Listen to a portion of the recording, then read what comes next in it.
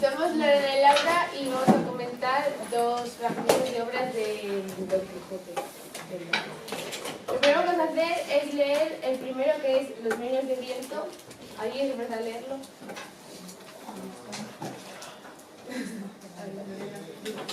Sara. La mitad, por favor. En el paisaje plano de la Mancha aparecieron unos molinos de viento ante sus ojos. La suerte va guiando nuestros pasos y aún más de lo que pudiéramos desear. ¿No ves allí, amigo Sancho, 30 o más gigantes a los que pienso ahora mismo atacar y quitarles la vida? Dijo Don Quijote y prosiguió. Buena es la guerra que está al servicio de Dios para arrancar la mala hierba que hay sobre la faz de la tierra. ¿Qué gigantes? Le interrumpió Sancho Panza. Aquellos que ves allí, los largos de brazos. Mire, señor, que no son gigantes sino molinos. Y lo que parecen brazos son las aspas que mueve el viento para mover la piedra y moler el grano. ¿Cómo se nota, Sancho, que no has leído libros y no sabes de qué va esto de las aventuras de los caballeros andantes? Son gigantes, a mí no me engañan. Y si tienes miedo, apártate y reza, porque ahora mismo voy a entrar en esta fiera y desigual batalla. Y azuzó a su caballo, que era incapaz de correr. Carlos, sigue. Desesperado por el escaso trote de Rocinante, Don Quijote gritaba: «No huyáis, cobardes, que es un solo caballero el que os ataca». En esos momentos se levantó el viento y los molinos comenzaron a girar en sus aspas, a lo que el valiente jinete exclamó: «Aunque mováis más brazos que los del gigante Briarejo, me la habéis de pagar». Y nada más de decir esto, y acordándose de su amada Dulcinea, embistió con fiereza el primer molino, cuyas aspas levantaron en el aire al caballo y al caballero. Válgame el cielo, llegó Sancho corriendo a socorrer a su señor. ¿No le dije que eran gigantes sino molinos? «Calla, amigo Sancho», replicó Don Quijote, «que no sabes nada de la guerra ni de los caballeros andantes. Ha sido el sabio Frestón el que me robó los libros, quien ha convertido a los gigantes en molinos para que me vencieran. Pero de nada valdrán sus hechizos contra el poder de mi espada». Sancho le ayudó a levantarse, le alzó sobre un machacado rocinante que apenas se sostenía sobre sus cuatro patas, y muy lentamente siguieron avanzando hacia Puerto Rico.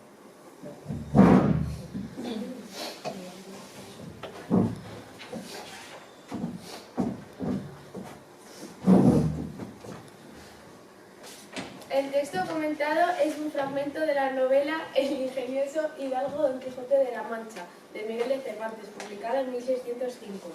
Este fragmento pertenece al capítulo 8 de la primera parte de esta novela. Tipo de texto. Como un tipo de texto narrativo que es, presenta unos elementos propios, que son narrador, personajes y el marco, el espacio y el tiempo. El narrador, que es la voz que lo cuenta, esta vez está en tercera persona. En cuanto a los personajes, podemos decir que Don Quijote y Sancho Panza son los principales. En este caso, el primero de ellos es el protagonista, que actúa frente a los molinos, que son los antagonistas, los que le impiden conseguir la victoria.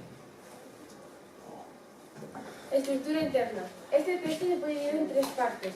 La primera, que ocupa hasta el sexto párrafo, es la presentación del lugar.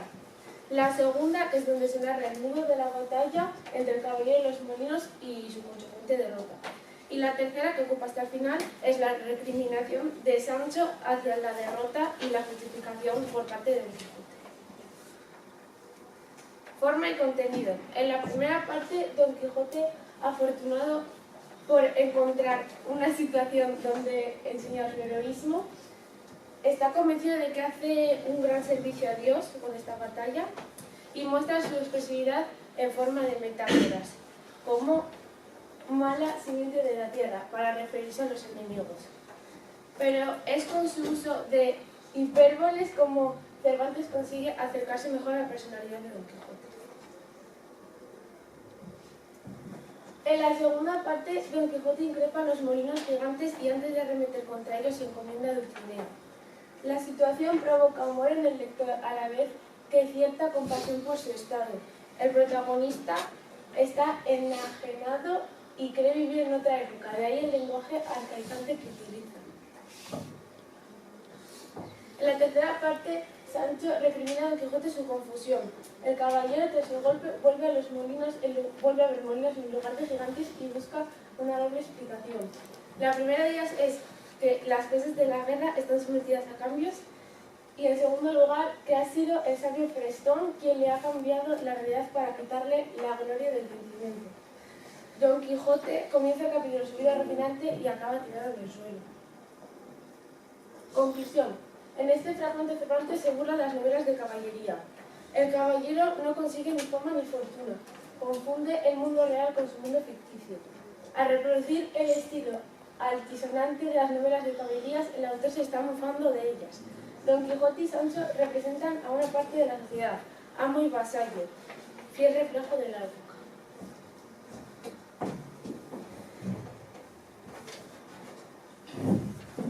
Ahora vamos a leer la siguiente parte de trabajo. ¿Quién quiere leer?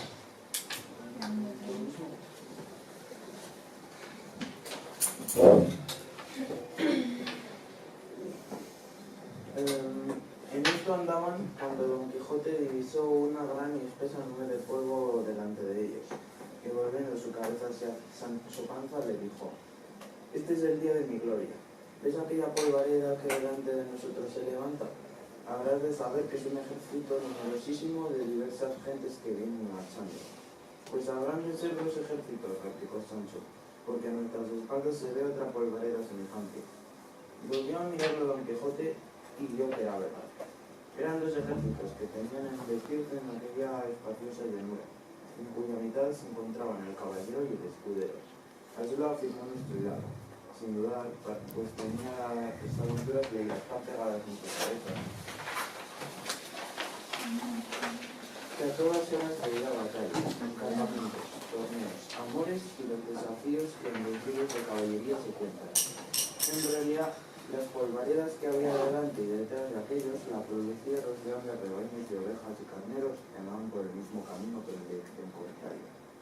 Has de saber, Sancho, de ese ejército que viene por nuestro frente lo conduce el gran emperador Alifanfarrón, señor de la isla de Tlapogán, y el de mis espaldas lo guía el rey Pentapolín del armangado brazo, llamado así porque entra en batalla con el brazo derecho desnudo. Vale, se llama así. ¿Y por qué van a luchar estos ejércitos? Porque el bellaco Alifanfarrón se ha enamorado de la muy hermosa hija de Pentapolín, y su padre no se la quiere entregar a ese rey pagano, explicó Don Quijote, que conocía bien la historia. Pero alejémonos de aquí, subamos a aquella peña. Yo te hablaré de los caballeros más importantes que vienen en estos ejércitos. Se retiraron del camino y después de un pequeño montículo vieron cómo se aproximaban los dos espesos y revueltos nubarrones de roca. Don Quijote, que tenía la imaginación muy viva, empezó a mostrar sus conocimientos. Aquel caballero que trae el escudo, un león coronado, es el valeroso Laurcal. El de al lado, el de las armas de flores de oro, es el temido Micocolembo. El otro, el de los miembros gigantescos. Vale, Beltrán sigue. Así prosiguió Don Quijote, enumerando los escudos, armas, linaje y méritos de tantos caballeros. Sancho lo escuchaba con la boca abierta y se frotaba los ojos, pues allí delante no veía nada de lo que contaba su amo. Don Quijote lo advirtió. ¿Qué te pasa, Sancho? Pues, señor, intentó explicarle su escudero con un gesto incrédulo. ¿No oyes el relinchar de los caballos, el sonido de los tambores, el batir de las espadas?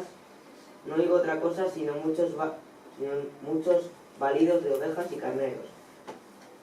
El miedo que tienes hace que no veas ni oigas bien, porque uno de los efectos del miedo es turbar los sentidos y hacer que las cosas no parezcan lo que son, le dijo Don Quijote.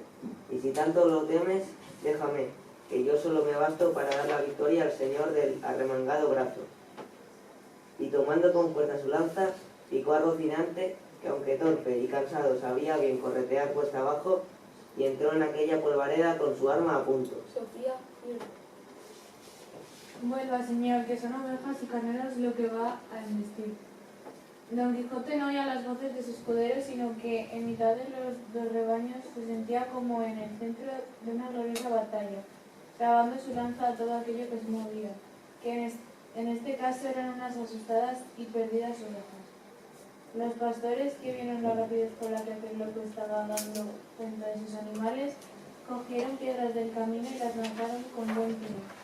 Una le dio en el brazo, tirándole la lanza, otra en las costillas, una tercera se estampó en mitad de la boca, dejándole con 2 dientes menos, y una cuarta se estrelló en su estómago, haciéndole tragar las muelas que bailaban en la boca. Don Quijote perdió el equilibrio y dio con sus huesos en la tierra. Los pastores, creyendo que lo habían matado, recogieron las 7 ovejas muertas y huyeron de allí con sus rebaños. Sancho Panza corrió a atenderle. ¿No le decía, señor, que volviese, que no un ejército sino una manada de ovejas y carneros?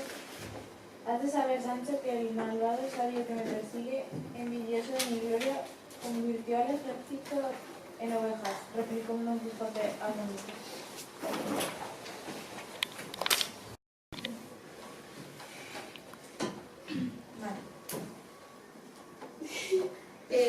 Este texto narrativo forma parte de la obra de Don Quijote de la Mancha, una obra que representa la cumbre de la literatura universal.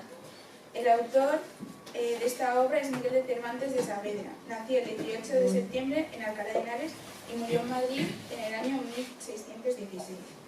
Autor de obras dramáticas y poesía. Esta obra fue publicada en 2 partes, la primera parte en 1605, la segunda parte en 1615.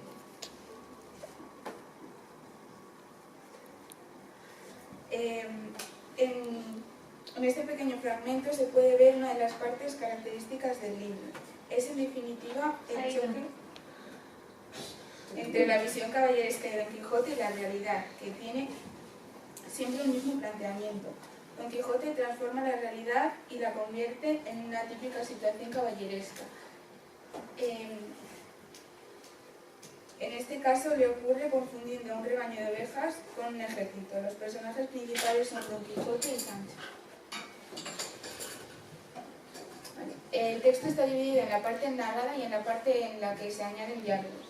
En este fragmento se explica cómo Don Quijote confunde a un rebaño de ovejas y carneros con un ejército. Don Quijote, convencido de que se trataba de caballeros que venían a por él, decide enfrentarse a ellos y todos los esfuerzos de Sancho por impedirlo son en vano. Don Quijote arremete contra ellos. Al ver lo que ocurría, los pastores y ganaderos, dueños de aquellos rebaños, atacan a Don Quijote arrojándole piedras como puños, que le fracturaron 2 costillas y le rompieron unos cuantos dientes.